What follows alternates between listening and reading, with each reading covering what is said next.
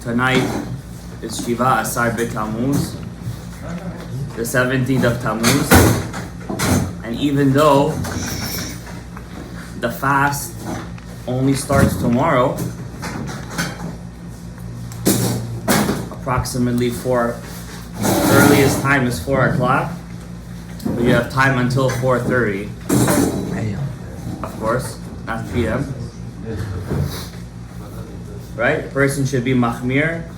You should, try to start it a bit early, because if you set up your alarm clock and you see it's 4:30, and then you're gonna rush downstairs to have a cup of coffee or a cup of water, you're gonna be into the fast. B'safek, right?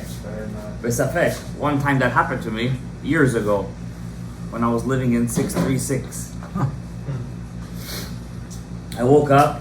Back then, Shiva Asar B'Tammuz started 5 in the morning. I came downstairs, I rushed to the kitchen to drink, and I guess I didn't see the clock. It was so early in the morning, it was already 5:05. So, hi, what do I do now? So, whatever, I fasted the whole fast. Then I saw my Rebbe, he's a posek. I said to him, what should I do? He said, you have to make up the fast. You gotta fast tomorrow too now. That's what I did. I fasted that year on the 17th of Tammuz and on the 18th of Tammuz. So you don't want to get into that situation, right? So better to start 4:15. It's only 12 hours. Our cousins do it for 40 days straight. So I'm sure we could. 4:05 is the earliest time. There's a 4:30 time too.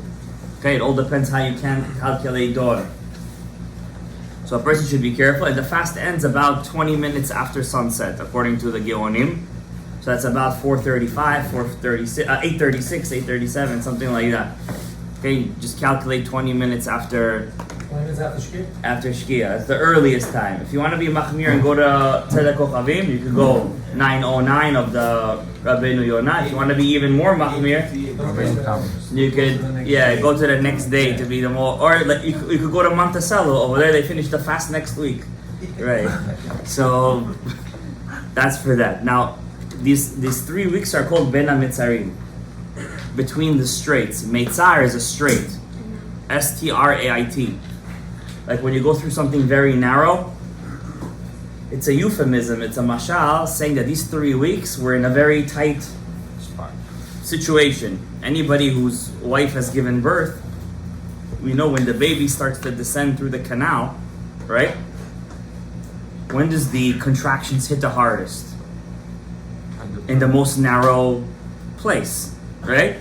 Ben HaMetzarim. When the baby's head reaches there, that's when the contractions reach 8, 9, 10. It goes, because it's so much pressure over there.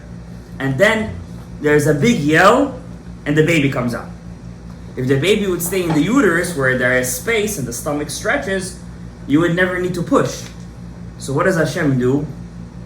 He causes the baby to feel uncomfortable already, even though the best time of a person's life is when he's inside his mother's womb.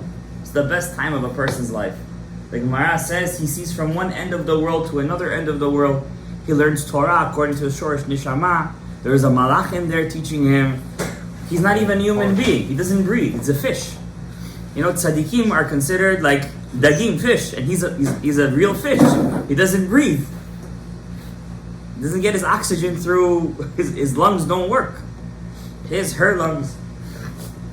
And then when the baby needs to come out, Hashem makes it that it goes through Ben HaMetzarim.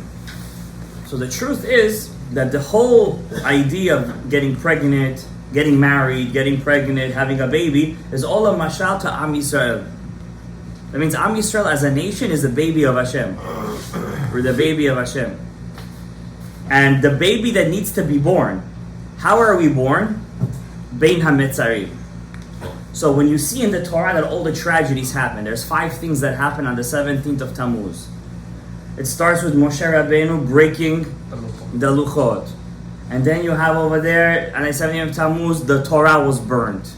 And you have over there that the Avodah Zarah was brought inside the Hechal. And the walls were breached. 5 things happened on this day. Keneged Mansapach. 5 dinim. Mem, Nun, Tzadik, Pei, Chaf. For every one of the Mansapach, one big din came down to the world. And it all starts with the Egel HaZahav. But the reason why it happened during those times is because Dafka in those times, that's when it was supposed to be born. What was supposed to be born? The nation. When the nation is born, we're not a nation without our crown. And our crown is the Neshama of Mashiach. So there's a book that I have. I just got it. It's not in print anymore. It's called Tuv Haaretz by Rav Natan Shapira. And he writes in that book, if anybody pays attention, the Torah says when God promises to Avraham Avinu, he promised him a land of 10 nations. Correct? But we see in the book of Shemot, and when God starts to promise to Moshe, he omits the first 3 nations. He omits them. And the only 7 nations we get, that it's their land, Eretz Canaan, is the Knaani, Amori, Achiti, Achivi, Yevusi, Girgashi. Those 7 nations, right? What happened to the first 3 nations? Do you guys remember what their names were? Triple K. The 3 Ks. Keni, Kenizi, and Kadmoni. Keni, Kenizi, Kadmoni. These 3 nations, they are the lands that were occupied by 3 Abrahamic nations later on. The Moabites, the Ammonites, and the Edomites. Right? So those 3 nations were supposed to go to the descendants of Yaakov Avinu, but for some reason, and it all happened on Shiva Asar B'Tammuz, that those 3 nations did not go to Yaakov's children, rather it went to Yitzchak's child and Abraham's nephews. So Ammon and Moab and Edom all surround Eretz Yisrael. But those 3 nations were supposed to actually be part of Eretz Yisrael. And that's why the real reason, says the Rav Natan Shapira and Tuv Haaretz, that's the real reason why Shevet Gad and Shevet Reuven didn't want to go inside Eretz Yisrael. They wanted to stay in those 3 lands because they felt that as long as we're still here, It's ours. it's ours. We could still grab a hold of it. All help is not. And that's why those 3 places where Sichon and Og lived, only a small part, those 2 nations of Sichon and Og, the 2 giants, those 2 places only Moshe Rabbeinu could defeat. Not Yehoshua. Yehoshua couldn't defeat them. Even the 4 giants that lived in Eretz Yisrael, which city did they live in? Jericho? No. Hebron.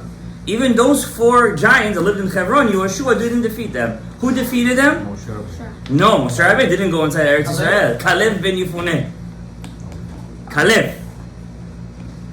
So what's the secret that we didn't get how come we didn't get those three lands? If we did get those 3 lands, says Rav Natan Shapira, then for sure Mashiach would have been already here. Moshe would have been Mashiach. Why?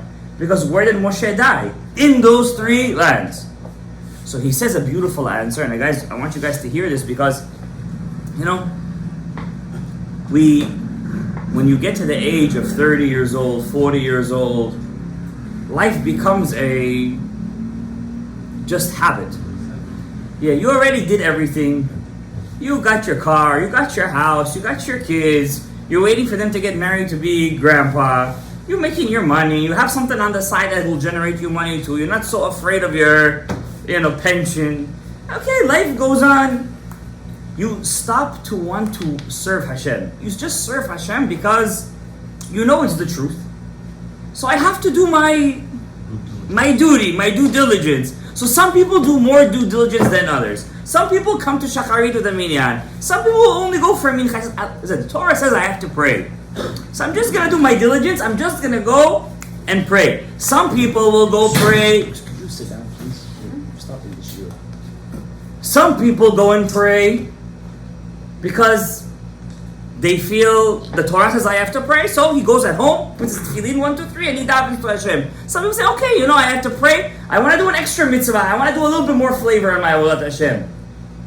But nobody most people, I'm talking about religious Jews. I'm not talking about non-religious Jews. Non-religious Jews have no connection to, Rav Nissim Yagen used to say, Mashiach is not here, not because, the Geulah, I won't say Mashiach, I don't want to sound like a Messianic. As the Geulah is not here, not because of the Am Haaretz, Not because of those guys who don't know how to say Shema Yisrael. Not because of those guys who don't know how to, who never even heard what the Torah is. Mashiach doesn't come. It's not here because, not because of them. It's because of the religious Jews. Because we're the heart of Klal Yisrael. If the heart doesn't beat correctly, then the whole body is messed up. The whole body is messed up.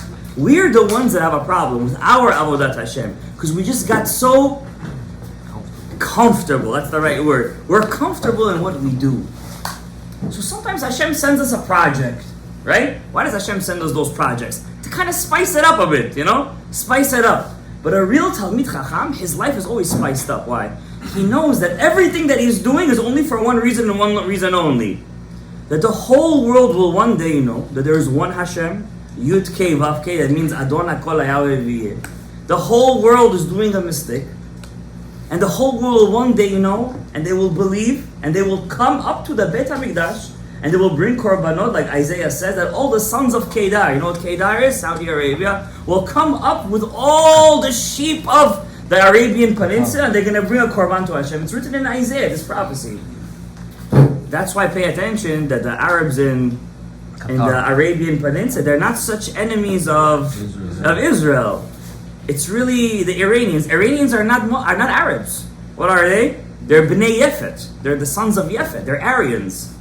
Iran comes from the word Aryan. That's why they changed their name from Paras to Iran. Because when he heard that Hitler wanted to make an Aryan race, we're talking about the 1920s, 1930s, the Shah of Iran decided to change his name and he wanted to join the axis of evil. He just didn't have enough power. Now, they're 35 days away from a nuclear warhead. They're 35 days away from a nuclear warhead, right?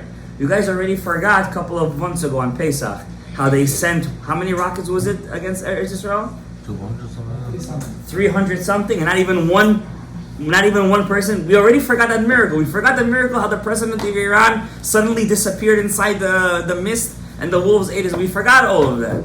You know why? Because we already got used to it. Everything is a conspiracy. Everything is a setup. And nothing is Hashem anymore. Everything is just a setup. The president would have been assassinated was a setup. He got COVID, it's a setup. There's not, so we're all robots? Yeah, we're all robots. We all took the vaccination, so there's all nanochips inside of us, and we're all walking around like robots. That's what we are. That's what the people want you to believe. There's no more Hashem in the world. The only people who believe in HaKadosh Baruch Hu is these 10-30 people that come to learn Torah every single night, in every shul there is in the world. They come to learn, they finish Gemara. Even learning Gemara became robotic. I have to do it because it's the Daf Yomi. I have to do Chok L'Yisrael because I have to do it. There's no flavor anymore inside the Torah. There's no flavor. I was speaking to a guy who's going to be a social worker. Today I learn with him every single day, or a couple of times a week. I try to learn with him. So we do Ilchot Shabbat together. Ilchot Shabbat. So we're doing the laws of Shehiyah. Shehiyah means, are you allowed to place a pot that's not fully cooked yet on the stove before Shabbat? That's called Shehiyah. So it's going to cook into Shabbat, right? So there's a whole law, Chananya, Chachamim, the Machloket inside the Shulchan Aruch, contradiction, Mishnah Brura, like 30 pages just on this one question. It's only the Rabbanan, by the way. It's not even Alright. So at the end of the whole lecture, whatever we were having, the Chavruta, so we started to talk. He said, I want to be a social worker with this and that. And he said to me, he's already going to clinics. He said, you have no idea how many people are broken. How many people need somebody to talk to? How many people need somebody to give over their neshama? I told him, it's a pasuk in Mishlei. Da'aga belev, ish yisichena. King Solomon said, if you have a worry in your heart, what do you have to do? Talk to somebody. Okay, you want to call it therapy? Call it therapy. But that's what Shlomo HaMelech says. Don't keep it inside your heart. Speak to somebody. What is the Pirkei Avot says? Keneh lecha chaver. What's keneh lecha chaver? Buy yourself a friend. But there's a play on words. Keneh could also mean a pen. Let's say you don't have a friend. So what should you do? Keep a journal. You know what soothes a person's pain? When you keep a journal and you write down your cheshbon nefesh, that's why they call it a pen pal. Because it's like mamash your friend. You give out your neshama to it. This is what tzaddikim used to do. They used to give over their whole neshama. But my point is that this whole generation, they're missing something. They're missing a flavor in Torah. The Leshem Shova Achlama says if Moshe Rabbeinu would not have broken those luchot, those first luchot, no Jew would ever forget his Torah. All the nishamot that would have come down from that day on would have been new nishamot. We would have gotten the three lands of the Kini, Kenizi, and Kadmoni. Moshe Rabbeinu would have gotten Keter of Atzilut. It would have been game over. Why did Moshe break it? And even the bigger question, when he broke it, God said, I agree with you. And the famous words were said, Yeshar Koach. No, Ashkenaz will say Shekoyach. It's really Yeshar Koach. So the first time those words were used, when Moshe broke the tablets, the Gemara says, Amar Rish Lakish said that Hashem told Moshe, Yeshar Kochecha. Good job. You did a good job. Because if he wouldn't have broken the tablets, who would Hashem have broken? The Jews. Moshe did it on purpose. It wasn't out of anger. That's why we see in the Torah, Moses gets angry 3 times. When he breaks the luchot, when Aharon forgets the halacha, right? When he hits the rock, and there's a 4th time at Midian in 2 parashas, right? In the story of Midian, when they didn't kill the girls, the ones that made him do all the averot, Moshe gets angry. 3 times God gets upset at Moshe. Why did you get angry? 2nd time was fatal, right? He didn't get to go inside Eretz Yisrael. The 1st time Hashem didn't get angry at him when he broke the luchot. Why? Because it wasn't a real anger. It was a fake anger. He broke the luchot on purpose so Hashem wouldn't have taken out his anger at us. Same thing with the Beit HaMikdash. Hashem took out his anger on the Beit HaMikdash on purpose just that we should survive. He gave up his own house so we can survive. Do you guys know that the Dome of the Rock is not even a mosque? That golden kippah, the mosque, they call it Al-Aqsa, right? Yeah. Right? The real Al-Aqsa is the other mosque. There's a smaller mosque on the Temple Mount with a darker dome. You guys ever see it? Yeah. Then there is the golden one. The golden one is on top of the Kodesh HaKodashim. Do you know who built that? The Jews built that. We built that. For money, everything. No, not for money. We love 3 gold. times in this 2,000 years galut must be. 3 times in this 2,000 year galut, we try to come back to Yerushalayim and take it back. 3 times. One of the times, the Muslim ruler was called Omar al-Khattab. That was his name, Omar al-Khattab. This guy had a Jewish friend.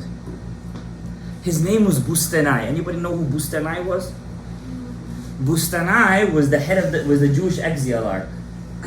This Omar al-Khattab, he defeated the Persian king, the Zoroastrian king, and he took over the Zoroastrian kingdom of Paras and Babel. The Zoroastrian king, Yazgirad, he had 2 daughters, 2 beautiful Persian princesses. One of them, Omar al-Khattab, took as a wife. The second one converted and married Bustanai, the head of the Jewish people, the descendant of King David. This Bustanai always used to tell stories to this Omar al-Khattab, and he said, you know, our real land is inside Yerushalayim. And the real name of Yerushalayim was called Al-Makdas.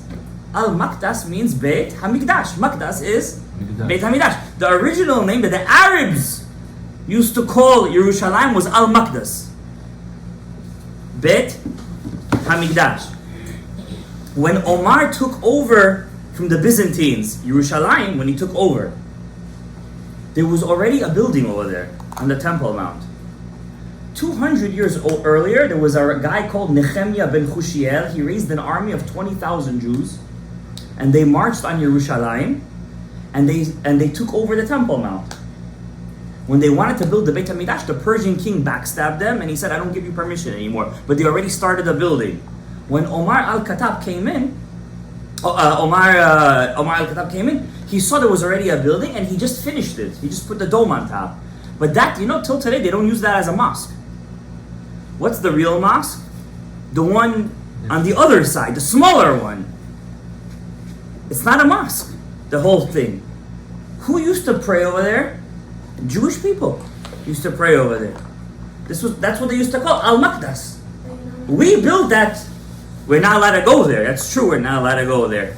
But We wanted to go there to rebuild the Beit HaMikdash. That's the whole point. So a lot of people say you can't build the Beit HaMikdash. Why? You have to wait for it to come down from heaven. It has to be ready. We just have to sit on our nice cushions and wait for it to come down. The work be done for us. That's not what history tells us. The reason why you guys don't know is because you guys don't study history. So welcome to history. Now, do you know what this war of October 7th is called? Mabul of the Dome of the Rock. That's what the Hamas is calling it. The flood of the Dome of the Rock. You know what the Israeli soldiers said when they went inside the Hamas houses inside Gaza? Every house they said they went in. You know how you go into a house, there's a big picture? Right? Not a picture, I'm saying. In the main center of the house is a picture of the Temple Mount with the Dome of the Rock. And everybody has a picture standing there with a gun. They believe in the holiness of the Beit HaMikdash more than us. And I'm not joking, search this. Go on and search. Every house they said we went in, there was a picture in the front of the house with the Beit HaMikdash, with the Dome of the Rock, straight in the middle of the living room. Today you go to a Jewish house, what do you see over there? You see a guy with a violin. You see, I don't know what you see over there. A cat, a nice cat on the thing. You see, I don't know what you see over there. Right? Some houses you go, you'll see the Kotel HaMa'aravi. What do they give us? A wall. You know the Kotel HaMa'aravi is not even the wall of the Beis HaMikdash? It's the outer wall. It's not even the outer wall. It's the wall of the bottom of the mountain that they used to have the bazaar. That whole part, that was a bazaar, used to be. The real wall goes deeper down in the tunnels, right? So if you go down to the tunnels, you're going to see there's a whole bridge over there. That bridge, that's where they used to go to the temple, and really it's a mountain.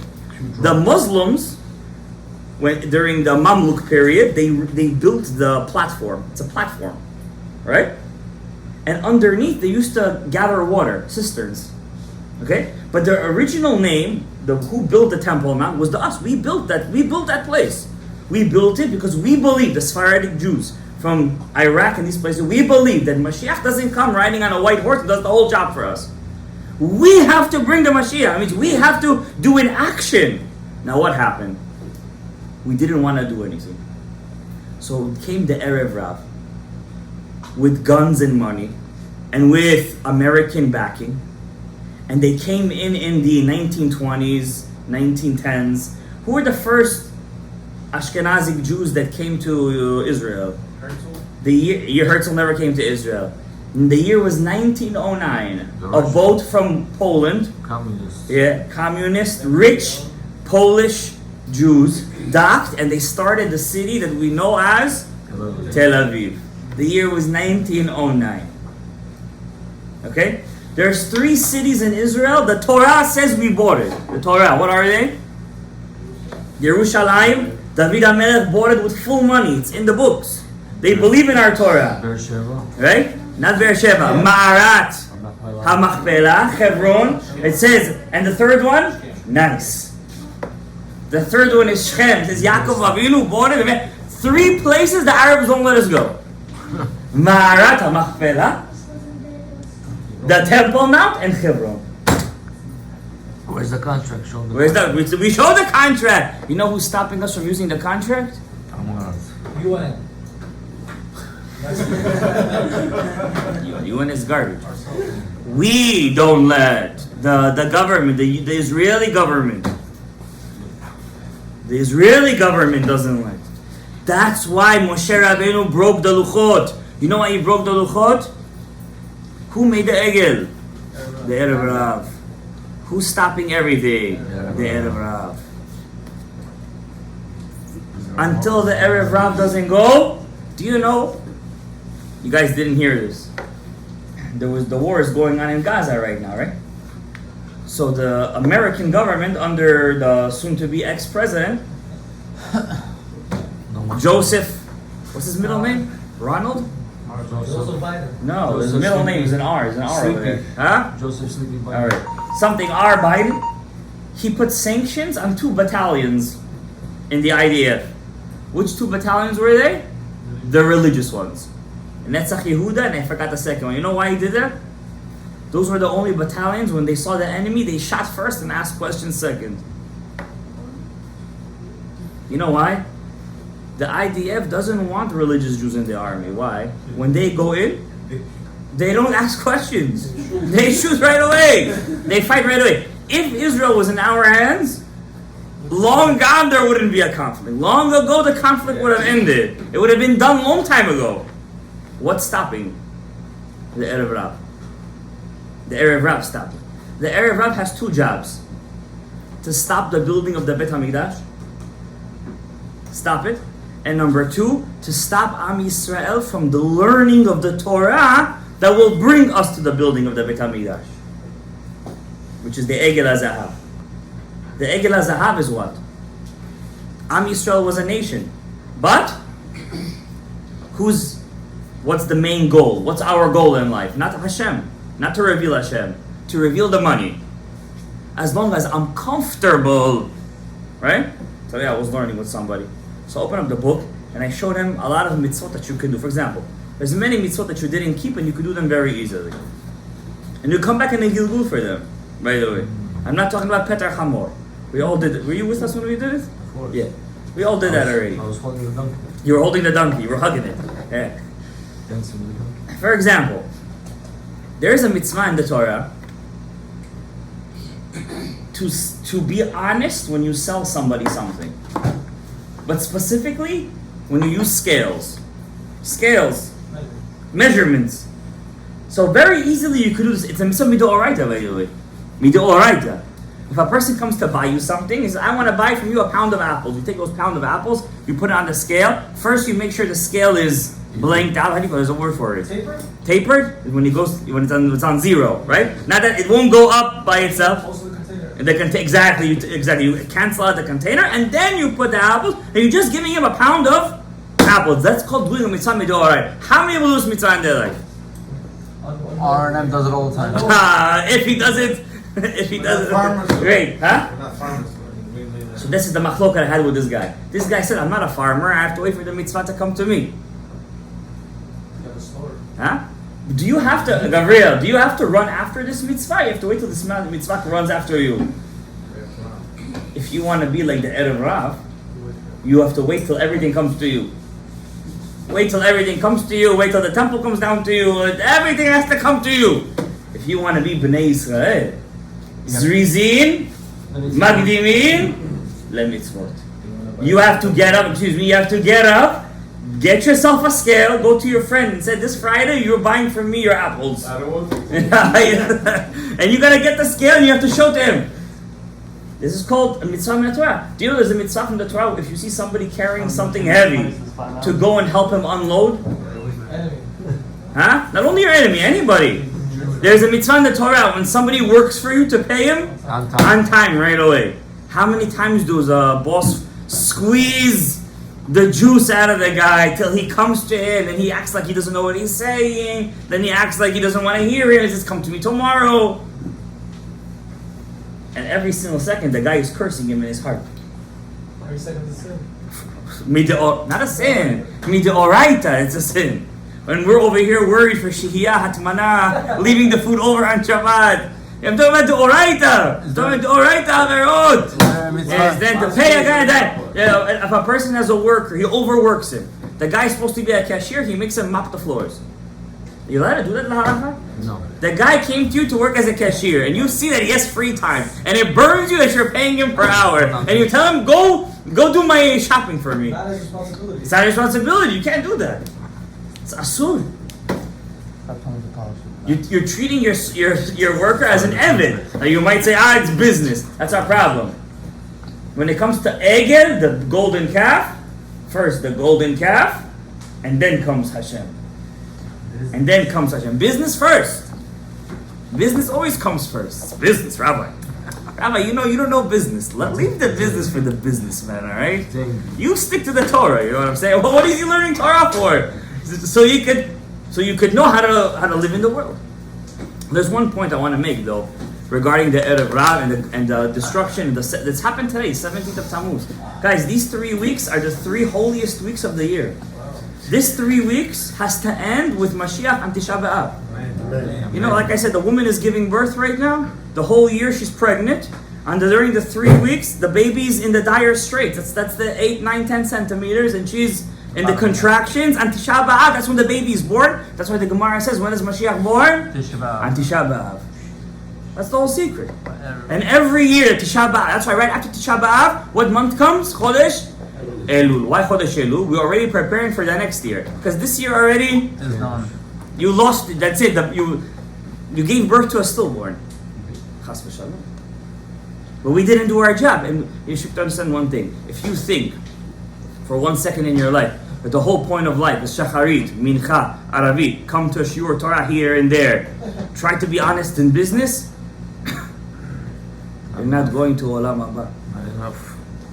The whole point is to bring the Geulah down to this world. That the whole world should know. But how do we finish the tefillah every single day? Bayom ha'u yeh Hashem echad u'shmo. What does it mean? Bayom ha'u yeh Hashem echad. Says Rabbeinu Ha'ari. God's name is what? One. Yud, K, Vav, K. Right? The Vav is in a state of pegam. Impurity. Is in a state of blemish. The real Vav has to really be a Yud. And it comes to the word from Yud K, Vav K, is going to be Yihiyeh. Bayom ha'u, on that day, Yihiyeh Hashem echad u'shmo echad. God's name will be from Yud K, Vav K to Yud K, Yud K. And by the way, just to connect it with this parasha, when Pinchas transforms into a Kohen, something incredible, guys. Crazy. It's not just crazy, it's Only it's time. mind-boggling. It's how do you change physical status? We never have to. You could destroy your status, that's for sure. Right? You could become a halal, you could become a mamzer. No, you can't become a mamzer, but your genealogy could be a chas v'shalom, a mamzer. You could chas v'shalom turn yourself into a pagum, right? But to change your status from something lower to something higher, to turn into kedusha, it's something, unbelievable. Look what it says. Should have waited and stabbed. Pinchas ben Elazar ben Aharon HaKohen. How did he do it? Heshiv et chamati. What's chamati? Not your mother-in-law. Chamati. Heshiv et chamati. Huh? Vengeance. Ma'al b'nei Yisrael. From I said. Bekano. And how did he do it? By using vengeance himself. Guys, that's the secret of the Parah Aduma. Din can only be sweetened in din itself. Din kasher. Din kasher has to sweeten. Where do we see it, by the way? Which parasha? That din is only sweetened in din itself. Last week's. What's it called? What's the mitzvah? What's the mitzvah? That's the Paraduma. Parah Aduma. The Pachukat, Parah Aduma. The din of the dead person could only be sweetened and fixed where? In a red cow. Color red is din. In din itself. Come stop already. Come stop. It says over there, Lachen emor, behold, tell him, Heneni noten lo et beriti, what? What beriti? Shalom. I showed you guys in the Torah that the word shalom over here is spelled extremely weird. Any other word that would have that would be pasul. This word in the Torah, the vav of shalom, has a cut like this. Oh wow. You never realized that? It's called a vav kti'ah, a broken vav. I showed it to you guys, No. right? I showed it to you when you went up? It's the only one, of course. The only one, yeah. Huh? Of course. The vav is cut. It's called vav kti'ah. Now pay attention. Broken piece. The vav kti'ah connected to what we were just saying before. It's not a bad thing. It's to show us that the geula, the shalom, to transform yourself, you have to transform a vav into a yud. And the vav of yud ke vav ke has to turn back into a yud. And how do you do that? By Eliyahu Hanavi. When Eliyahu Hanavi will herald the geula, then the vav of shalom will turn into a yud, because it's cut in the middle. And the vav of Yud K Vav K turns into a Yud, and it's going to be Bayom Ha'u Yihyeh Hashem Echad U'Shmo Echad. Now here's another secret of this word Shalom. It's cut into a Yud and a longer stick of a Vav, right? A Yud and a Vav. The word Shalom comes from the word Shalem. What's Shalem? Perfect. Shalem. Complete. Perfect, right? Without a mum. And there is a Vav. If I take the numerical value of all three, what do I get? 376. I taught you guys this many times before, that when you say in Shmona Yisrael, Baruch Ata Hashem, HaMevarech et Yisrael, Bashalom, you have to think of the name of God that equals 376, which is what? Aleph, Lamed, that's Kel, right? Aleph, Lamed, you guys see it? You see that? Aleph, Lamed? Yeah. Aleph, Lamed. Right? That's one. And then another Aleph Lamed. There's one side and one side. Aleph Lamed. If I take both words together, it's going to be 370. Shalem. How many letters are in Aleph Lamed? 6. 376. Open up your Siddur. Give me your Siddur for a second. Open up your Siddur.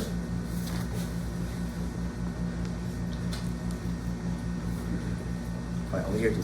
You see? Baruch Ata Hashem, HaMevarech et Yisrael, Bashalom, Bashalom. How do you bring down that Shalom?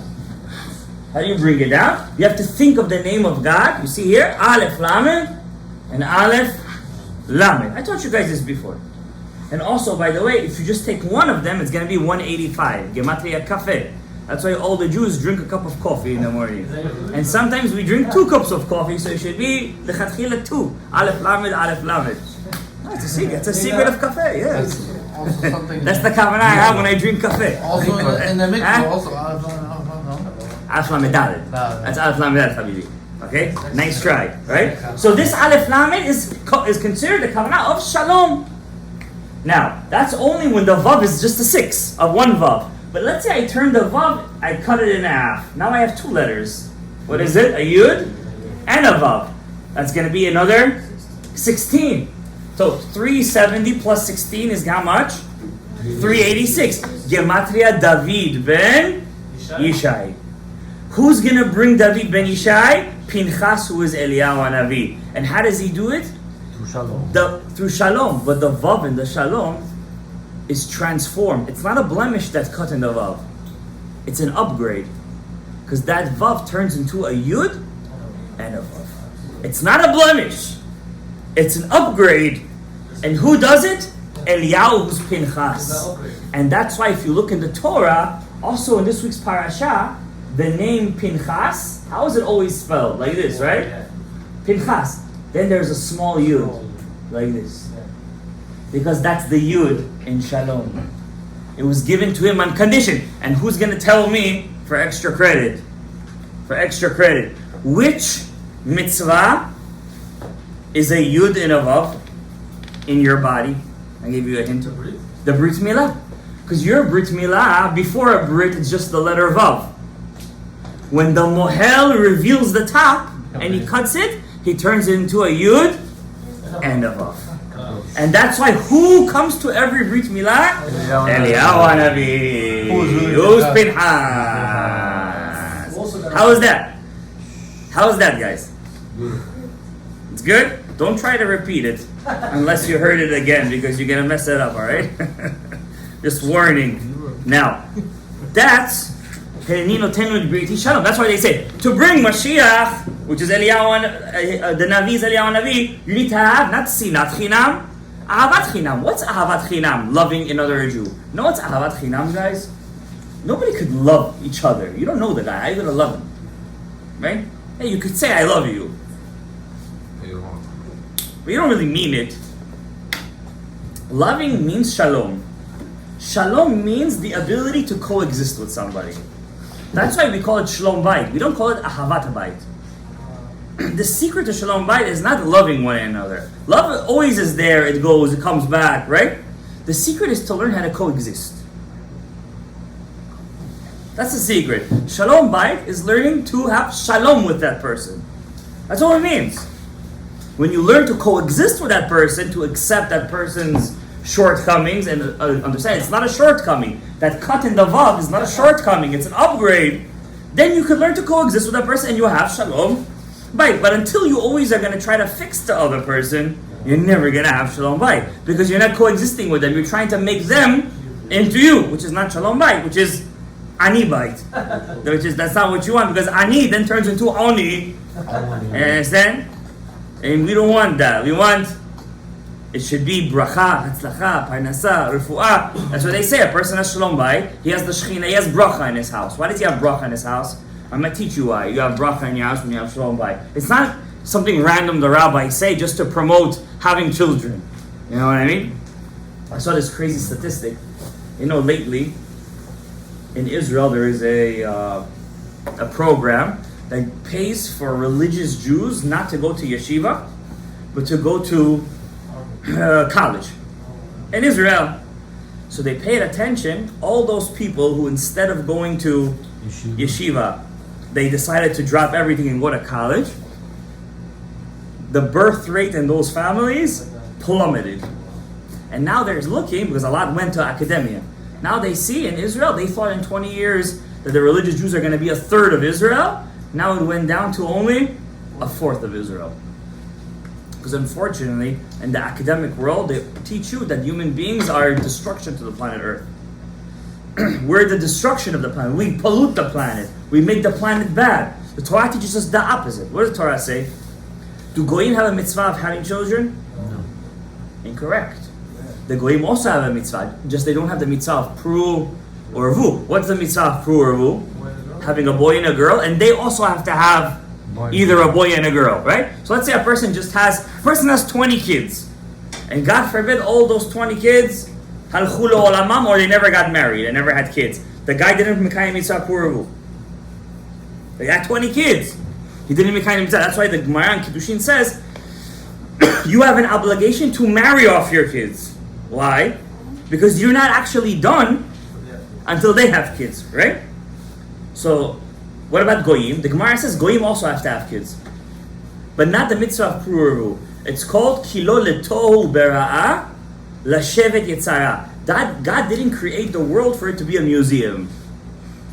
That you should go see the beautiful botanical gardens and the Amazon rainforest. That's not why God created the world. God created the world lashevet. You know what lashevet means? To sit, to live, to inhabit, to dwell on it. The academia teaches you just the opposite. First of all, God didn't create the world, and therefore if you take God out of the picture, the world has to stay The way it is. the way it is. So why should I have kids? Kids are a burden. And then people stop having children when they go to school. Ask every young couple, when do they stop having children? What do they say was the first thing? I'm in school. In college. Right. I'm in school, right? Why can't you have kids and go to school at the same time? It's such a contradiction, because what you learn over there, they can't balance it. That's why that's the destruction of the Chanan Wasserman, whose yahrzeit was a couple of days ago. He used to yell about it. It's the destruction of the Jewish house. Now, why does Shalom Bayit? If a person has Shalom Bayit, the Chaim say he has bracha in his house. Because I always taught you guys that the family dynamic is God's name. The Yud is the Abba. The first Hey is the Ima, right? The Vav is the Ben. And the last Hey is the Bat. So, you got married to your wife. You're first a Baal v'Isha, right? You have a kid, you have a Ben. You become an Abba, she becomes an Ima. Now you have a Ben, you have Yud Kei Vav, but you're not a complete Yud Kei Vav, okay? Until you have also your Bat. That's why Pru or Vu means you also have to have a daughter, not just a son. You also have to have a daughter. That's called Pru or Vu. Now, before you had your children, you were just a Vav and a Hey. You were just a Vav and a Hey. When you have Shalom Bayit, you upgrade to what? Your Vav, like Pinchas, turns into a Yud, and the Hey becomes a bigger Hey, and it turns into And hey, the first hey of God's name. Now you're Yud Kei Vav Kei. When you have Shem Shalem, that's when you have bracha in your house. Because the bracha comes not when you're a Vav, when you're a Yud. What's the power of Yud? To give them. Silence. Shtika. Shtika. Shtika ze chokhmah. Shtika is chokhmah. That's why oil is compared to chokhmah, the first Yud. Wine is compared to the first hey. Why? When you drink wine, what happens? Talk to them. You talk too much. That's why women, 10 barrels of speech came down to the world. 9 just took women. Just took the women. That's what.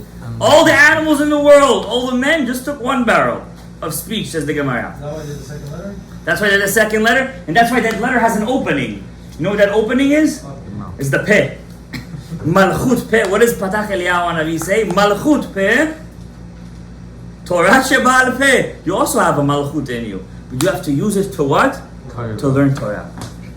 Now the area of Rav, and this is what happened when Moshe broke the luchot. Remember when Moshe hit the rock? How many times did he hit the rock? Twice. The first time he hit the rock, that was for the first of the 10 commandments that broke, the first tablet that broke. The second time he hit the rock, that was the second tablet that broke. The Leshem Shov Achlama says when Moses hit the rock twice, it was the same exact avera, effect as it was when he broke the tablets. That's why there was such a ripple effect. So when he hit those rocks, what happened? The Zohar says, before he hit the rock, before he broke the tablets, the first tablets were supposed to teach us the Torah, everything al pi yasod. There was no kind of thing machloket in the Torah. Everything, when you heard a halacha, you would know the secret behind it, and you would know why you had to do it, and when you would do it, you would see the effect right away. When he broke the tablets, and when he hit the rock twice, it caused that 2 different books would come out instead. What are they? Talmud Bavli and Talmud Yerushalmi. Now everything in the Torah became what? Tameh, Tahor, Asur, Mutar, Machloket, Shutim, Poskim. Everything became a riv, a fight. And when you have fight, you have sinat chinam. The opposite of sinat chinam, ahavat chinam, shalom bayit, is when you learn Torah al pi yasod. Why? In Sod there is no machloket. What the Ari HaKadosh says, there's no gray areas in Sod. In Sod, there's no kind of thing I skip in prayer. There's no kind of thing I come late to prayer. There's no kind of thing I don't go to the mikveh before Shabbat. But Rabbi, what if I couldn't make it? I said, that's it, you're not in the Sod anymore. If you're already coming up with excuses, you're not in the game. That's it, because there is no lechatchila and b'di'avad and Sod. That's why people can't connect to it. Because their souls are from Etz Hadat Tov Vera. They're from the breaking of the Luchot. You see any person that he can't connect to Torah Hasod, you should know that person's soul is from Etz Hadat Tov Vera. If a person loves the secrets of the Torah, you should know that person's soul is from the Etz HaChaim. And that's why the Ari HaKadosh, or Chaim Vital, named his book Etz HaChaim. Because in Etz HaChaim, there's no machloket. Everybody coexists. Says Rabbi Chaim Vital, I'm going to read it to you because this has to do with Shiva Asar V'Tammuz. He says, I don't understand. It's been 1,500 years. He's writing this in his time. Since the destruction of the Beit HaMikdash. And all of our life, all we're trying to do is to bring the Geulah so Hashem should have his Beit HaMikdash and the whole world will know that there is Hashem. How come there is no Beit HaMikdash? The Ari HaKadosh was here. The Ramak was here. The Geonim were here. The Rishonim were here. How much greater can you get? How much Rapach Nitzosot are there already? For the love of God. Lower. Huh? You know, I once asked that question. How many sparks could there be already? So this past Shabbat, with the Kiddush over here.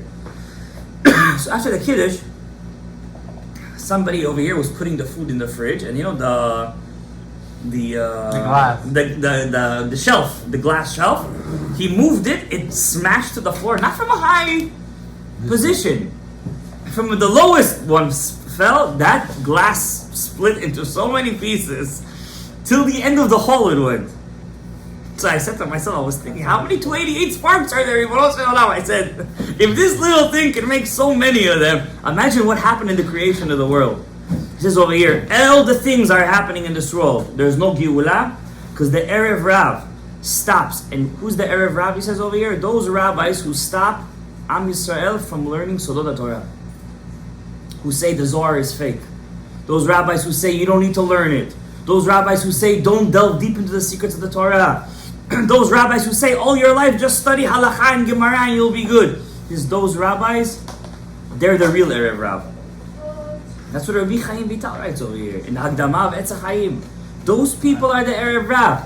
When a person's neshama wants to learn these things, and you tell him no, don't do it. If you see a person is really not ready, that he's really cuckoo bananas, that he thinks he's Mashiach, that's something else. I'm talking Talmidei Chachamim. How come in every yeshiva today there isn't half an hour of a little limud? How come? To teach science, it's okay. To bring in mathematics, it's okay. But to teach the Torah, it's not okay?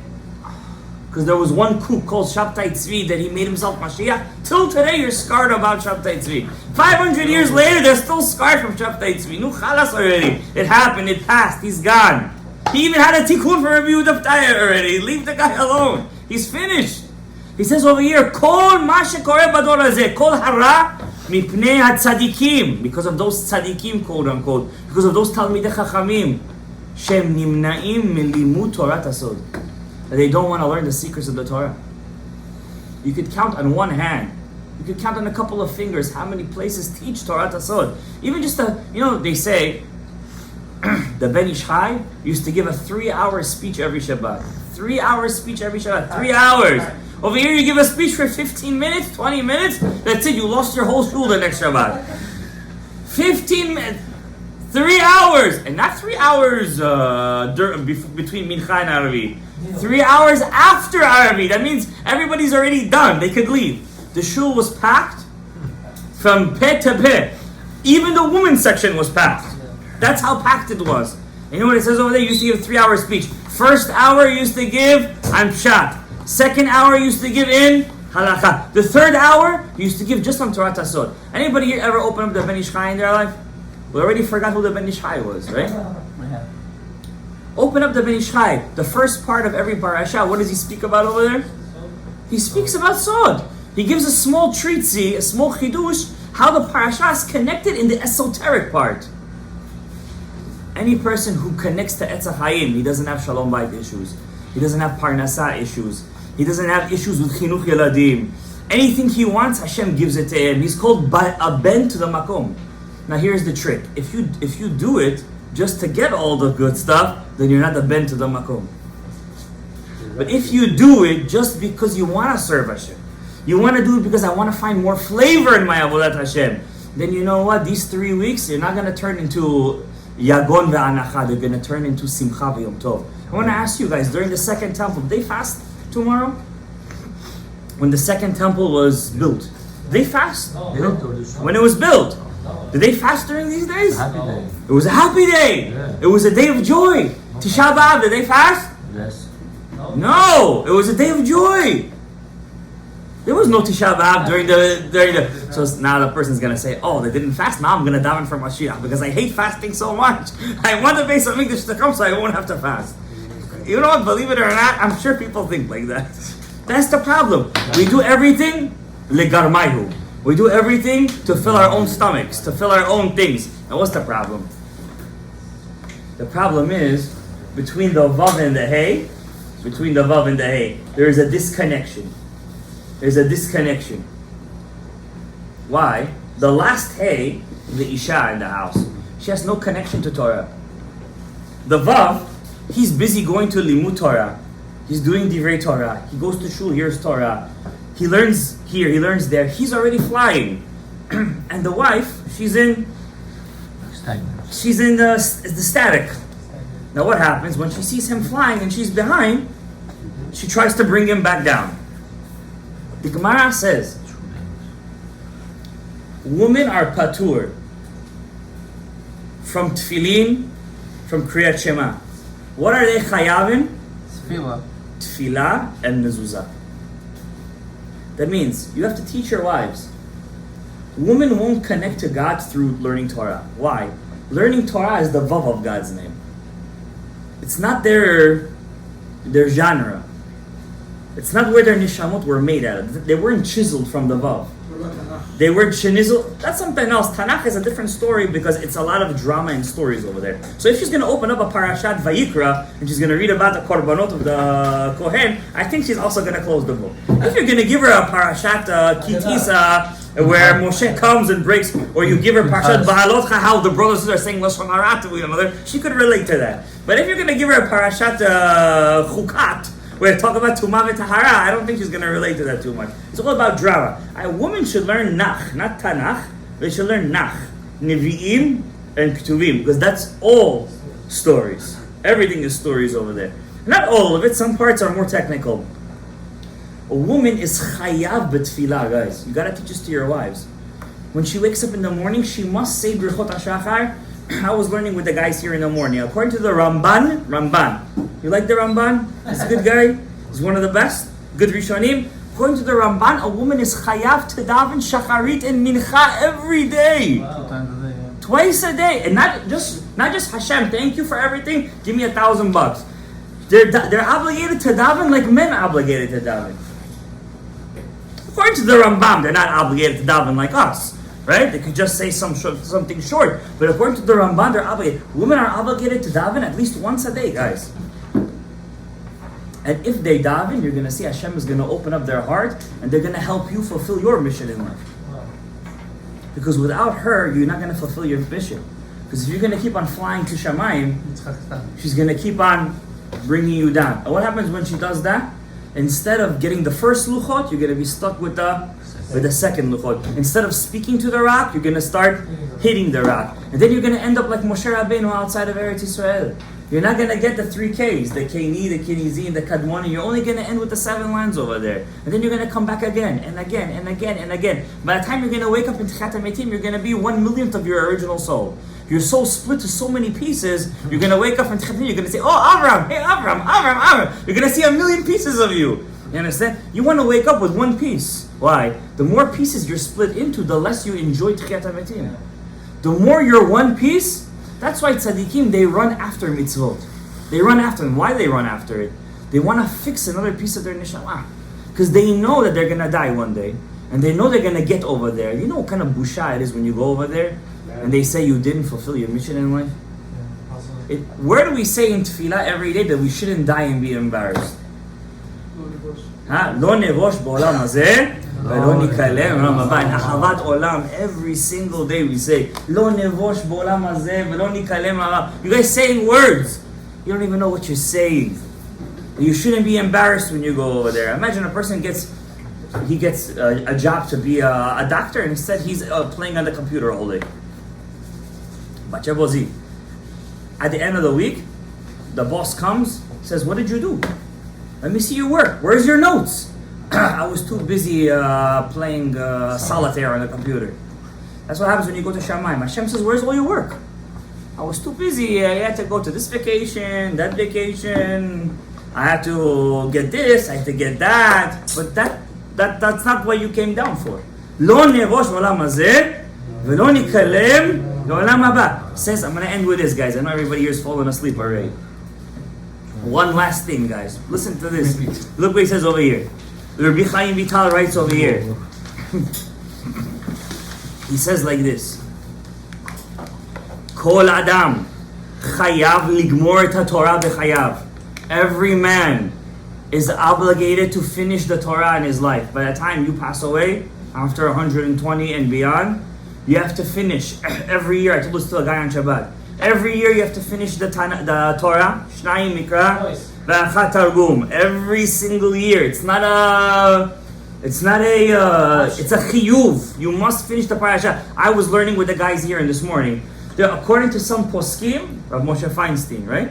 If you miss while the Chazan was reading the Torah a line or something, you have to go to a different minyan and hear the Torah all over again. You can't read with him? I'm saying if you missed, Abraham. Let's say you missed with him. You missed. According to Rav Moshe, a chiyuv, According to the Ra'avan, you have a chiyuv. It's not a chiyuv on the tzibur, it's a chiyuv on the yachid. It's your chiyuv. It's not a chiyuv of the congregation. You can't just say, okay, I'm here, I'm listening. According to the Ra'avan. According to the Ramban, no. But according to the Ra'avan, it means if you miss the word, what do we do in shul? There's two minyanim. There's the guys who stay in the shul, and half of them are not even here. They're in Olam Haba. And the other half are outside Kiddush club. They start in Kiddush early. You understand? What is it? Zed Torah, Zed mitzvot. Yetz Hara plays with you. You already came to shul already. You did enough. You did good. What are you gonna do? Ben Gavra le Gavra. Between Aliyot, I'm only gonna go. And then he gets you. That's not called Mashlim Parishiyotav. You didn't do Shnayim Nikra. At least hear the parasha from the Chazan. I was telling to the guys this morning. According to Rav Ovadia, let's say you missed the parasha last week. You didn't hear the Torah. The next week, you have to make up the parasha. You got to tell the Chazan to read the whole last week's parasha for you. Did you guys know that halakha? No. Yes, on Shabbat. You know? Huh? You're sick and you missed it. According to some poskim, staying Shnayim Mikra already fulfilled it. Yeah. But according to Rav Ovadia, he says if you could, you have to tell the Chazan to start from the previous parasha for you. Okay? There's chiyuvim over here. Every year you have to finish the Torah. It's a chiyuv. Or else, why are you dancing in Simchat Torah? You remember what happened this past year, Simchat Torah? I heard Donald Trump speak. He said October 7 will live as the darkest day in Jewish history. This Goy said that. This Goy, this Esav said that. Could you believe how Hashem made this guy a miracle? I still can't believe it. How did he make a miracle for this Goy? I don't get it. You understand? How did he make this miracle for this Goy? That you see the video, he just moved a second in the bullet. How did it happen? And you guys say, where is Hashem? Also, next week you guys are going to forget about it already. That's what's going to happen. Already forgot. Huh? You already forgot, exactly, huh? He moved the capital to Jerusalem. He moved it up. Paid him back somehow. Hashem paid him back for that? I hope he's going to do something in the future. Don't say already paid him. Don't you think his billions were enough? What? It's not enough? All the $1 billion he has over there? Right? What I'm trying to say over here, every person's chayv. Now, by the end of your life, you have to finish all of Shas. Of course. Okay, don't over here take out the sword, okay? You have to finish Shas at least once in your life. At least. Okay, oh, you're already minus. You're not even, you just started your life. You're already saying already minus. You understand? I said I put a check for the first one. Yeah, you see what happens? You're comfortable. You gotta finish Shas. Now, says Rav Chaim Vital, it's not enough. You also have to fulfill your quota in Sodot Torah. Wow. It's a Chaim. You have to finish the Etz Chaim at least once in your life. At least once in your life. Right, yeah. The Gra used to say it's enough to finish Idra Rabbah and Idra Zuta. Where do we read those? On the night of Shavuot. Who reads that part? Everyone skips it. Everyone skips it. We did the Tanakh. Okay, it's also a good thing, but that's our quota. And then we say, why in Ben HaMitzrayim everything happens to us? Because these are the days where we have to push. These are the days where you could get your high. Do you know there's a special kamiyah amulet that's only written on the 17th of Tammuz? I don't do these kind of stuff, but I'm just letting you know there's only a kamiyah that could only be written on the 17th of Tammuz. These 3 weeks are special weeks. And if we try our best and take advantage of these 3 weeks will never be days of sorrow again. They're going to be days of simcha, days of kedusha, days of ta'ara. Not because we don't want to fast. We want to fast. When Olam Haba is going to happen, Tchiat HaMetim, there's no food. You know that, right? There's no shashlik in Tchiat HaMetim. There's no pina colada, there's no vodka, there's no whiskeys. Olam Haba, ein achila, ve'ein shti. Am I right or wrong? Does it say that or no? It says that. There's no food in Olam. Mashiach, yes. In Mashiach's time, there's still going to be shashlik and everything you want. Alright? In Olam Haba time, there's no achila v'shtiyah. Hashem makes knafayim for the tzaddikim v'shvatim al panei hamayim. And says so, enjoying it now. You see what happens to us? So Hashem should bless all of us and be zochel Tchiat HaMetim. Zochel igmor the Torah. We should be zochel to fix the sin of Egel HaZahav. We zochel to the Keni, the Kenizi, the Kadmoni in our lifetime. Baruch Adonai le'olam. Amen. Amen.